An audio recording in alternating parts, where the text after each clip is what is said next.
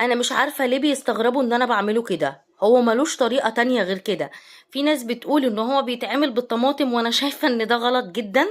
اول حاجة انا بجيب الفول النابت وبنقعه شوية حوالي نص ساعة وبغسله، وبعد كده بجيب الحلة بتاعتي واحطه فيها، واحط بصلاية وجزراية وفصين من الثوم، واول ما يبتدي يغلي كده انزل عليه بقى بالملح والكمون وبس كده، ما فيهوش اي حاجة تانية. لقيت ناس بقى بتقول ايه ده بيتعمل بالصلصة، وده بيتعمل مش عارفة بالثوم، بالتقلية. فانا مش عارفة بصراحة، هي دي الطريقة اللي انا طول عمري عارفاها وماما كانت بتعملها الله يرحمها. فانتوا ايه قولولي كده الطريقة بتاعتكم ايه، واكتبولي في الكومنتات طريقتكم ازاي فيه.